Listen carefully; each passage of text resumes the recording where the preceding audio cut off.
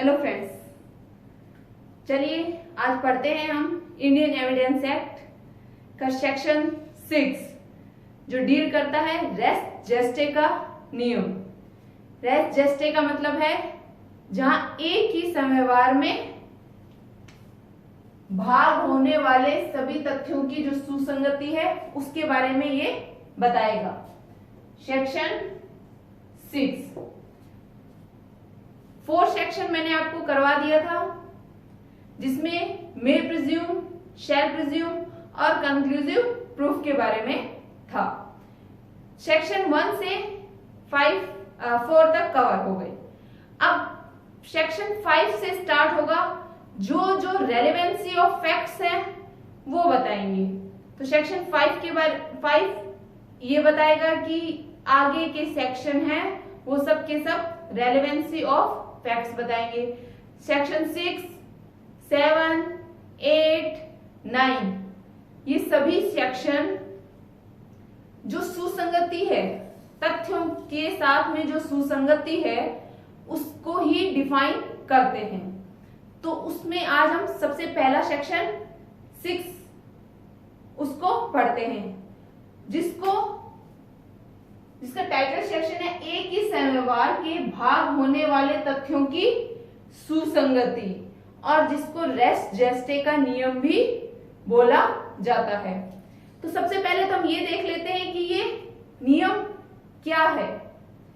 जहां कोई घटना घट रही है उससे कुछ समय पहले, कुछ समय बाद जो व्यक्ति उसमें देखा है, जो उन्होंने रिएक्ट किया है, ये जो घटनाएं घटी है वे सभी उस समयवार का भाग होगी और वो सभी के सभी फैक्ट्स सुसंगत होंगे उस मामले से। जैसे ए ने बी को मारने के लिए, ए ने बी का मर्डर किया, तो उससे पहले क्या क्या घटना घटी। ए बी को मारने के लिए भागा, कुछ लोगों ने उसे देखा भागते हुए, फिर बी जाके कहीं छुप गया तो ए वहां पर उसको बी को बुलाता है और उसके चिल्लाता है उस पर। तो जो चिल्लाहट लोगों ने सुनी वो, उसके बाद में बी जब उसके साथ में आता है तो वहां पर जब वो आपस में लड़ते हैं, लड़ने के बाद में जो निशान पड़ जाते हैं, वो चीजें जो लोगों ने उसको भागते हुए खरीदते हुए देखा है वे सभी की सभी समयवार जो उस घटना से रिलेटेड थे वे सभी सुसंगत होंगे, उस मामले से रिलेटेड होंगे, और वो सभी के सभी फैक्ट्स रेलेवेंट फैक्ट ही कहलाएंगे। तो ये सुसंगति है। अब जो दृष्टांत, जो इलिस्ट्रेशन बेयर एक्ट में दिए हैं वो मैं आपको बता देती हूं। इसमें 4 इलिस्ट्रेशन दे रखे हैं सॉरी। तो पहला इलिस्ट्रेशन है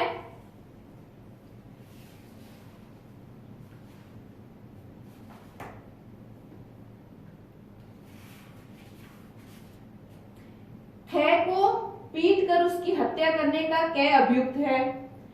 कै या कै जो पास खड़े लोगों द्वारा कुछ भी पिटाई के समय या उससे इतने अल्पकाल कुछ समय पूर्व या पश्चात किया गया था, वे उसी समयवार के भाग बन गए हैं और वे सभी समयवार के भाग होते हुए सुसंगत होंगे। सेकंड पॉइंट है आपका इलिस्ट्रेशन है कि कै एक सशस्त्र विप्लव में भाग लेता है। कै है वो क्या करता है, जैसे पहला पॉइंट तो मैंने आपको बताया वो इसी तरीके का ही इलिस्ट्रेशन था, जो एग्जाम्पल मैंने बताया है वैसा ही वो इलिस्ट्रेशन है कि ए बी को जो मारता है, जब मारता है तो उसके पास में जो लोग खड़े उसे देखते हैं, जब वो आपस में चिल्लाते हैं वो जो लोग सुनते हैं, जब वो मारपीट के कुछ ऐसे निशान पड़ जाते हैं वे सभी क्या है, रेलेवेंट फैक्ट होंगे उस एक समयवार के, उस एक घटना के, वो सभी के सभी रेलेवेंट फैक्ट होंगे। किसी व्यक्ति ने चाहे उस घटना से थोड़े समय पहले सुना हो या थोड़े समय बाद सुना हो, वो सभी के सभी फैक्ट्स रेलेवेंट फैक्ट ही होंगे। मान लीजिए एक एग्जांपल और लेते हैं कि ए बी का मर्डर करके भाग जाता है। वो जब भागता है तो वो बी जोर जोर से चिल्लाता है, अरे बचाओ बचाओ। इतने में सी आता है।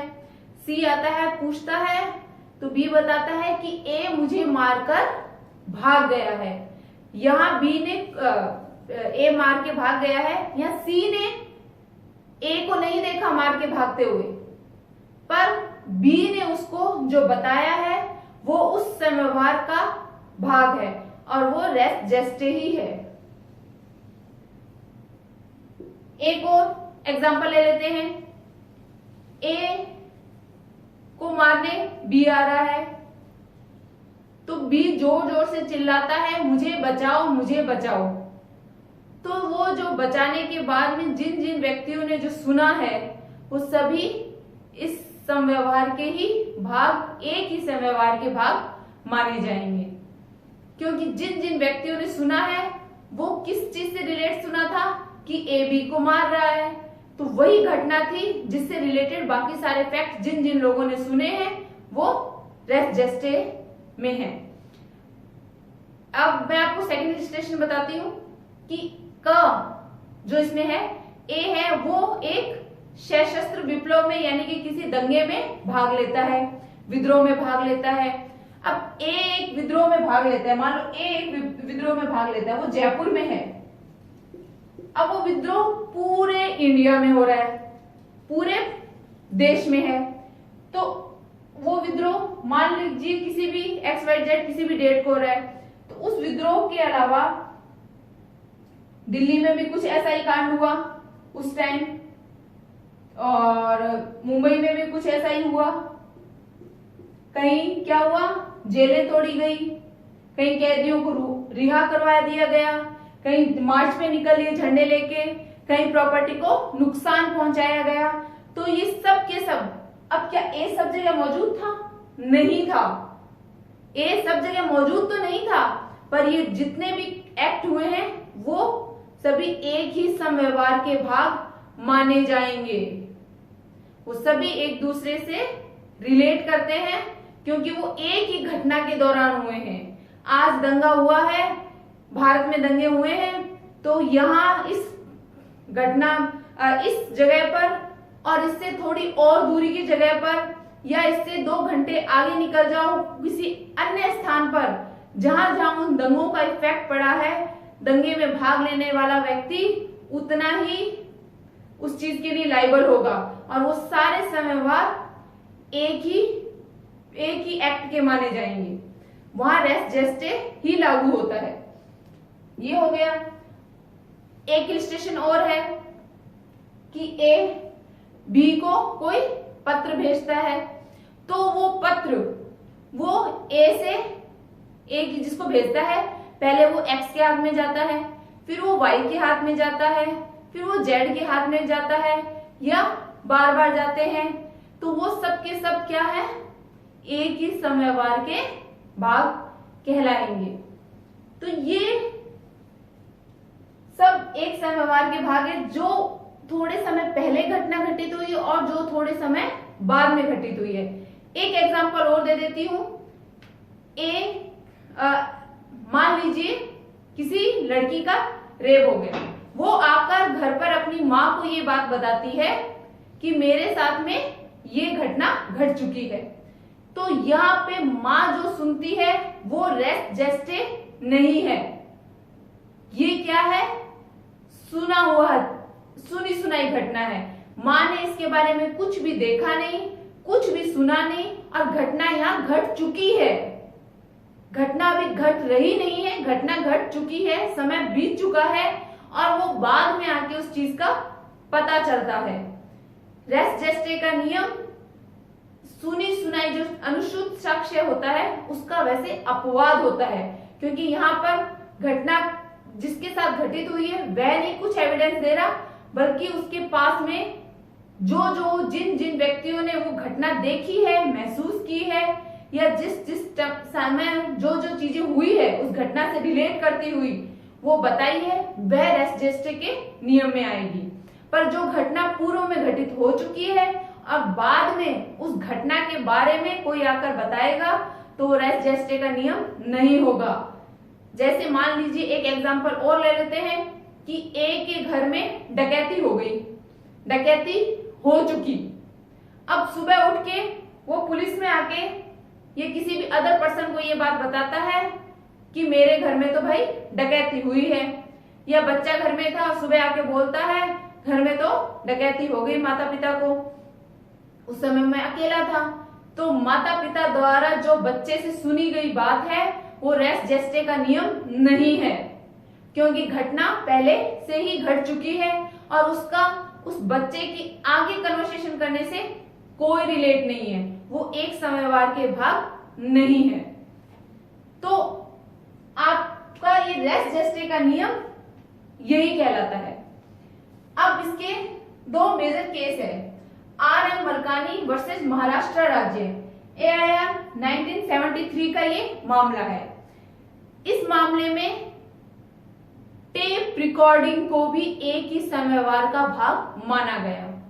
यहाँ पर बातचीत चल रही थी जो कि एक समयवार का ही भाग था और उस बातचीत को बीच में टेप कर लिया गया, यानी कि रिकॉर्डिंग कर ली गई और यह माना गया कि एक ही समयवार का भाग होने के नाते वो टेप रिकॉर्डिंग करना ऑथेंटिक है और वो की जा सकती है, क्योंकि वो भी क्या है, रेलेवेंट ऑफ फैक्ट्स ही हैं, किसी भी मामले के लिए वो रेलेवेंसी रखती है। सेकंड, शेखर वर्सेस उत्तर प्रदेश राज्य 2000। इस मामले में जैसा कि मैंने एग्जांपल में बताया था कि एक व्यक्ति को कोई आदमी मारकर चला जाता है, वो मरते हुए किसी थर्ड पर्सन को जो उसे बाद में आता है और उसको बताता है कि फला व्यक्ति मुझे मारकर चला गया है। तो यहाँ पर उसके द्वारा बताई गई बात कि किस व्यक्ति ने उसको किस कारण से मारा और वो उस व्यक्ति ने जो मुझे मारा है और उस व्यक्ति के द्वारा जो बताई गई बात है वो एक ही समयवार का भाग कही जाएगी। यही रेस जेस्टे का नियम है। इस क्वेश्चन को एक ही समयवार का भाग होने वाले तथ्यों की सुसंगति के बारे में बताने से रिलेटेड भी आ जाता है। सीधा मतलब ये टर्म्स पूछ लेते हैं और कभी कभी ये भी पूछ लेते हैं, सीधा पूछ लेंगे रेस जेस्टे का नियम क्या होता है। तो आपको इसका सेक्शन भी ध्यान रखना है, सेक्शन 6 में ये बताया गया है, ये भी ध्यान रखना है और ये भी ध्यान रखना है। तो आज की क्लास बस यही ऑफ करते हैं। उम्मीद करती हूँ आपको रेस जेस्टे का नियम अच्छे से समझ में आ गया होगा। मिलते हैं नेक्स्ट क्लास में। आपको मेरी क्लासेस अच्छी लगे तो प्लीज लाइक कीजिए, शेयर कीजिए और सब्सक्राइब कीजिए। Thank you.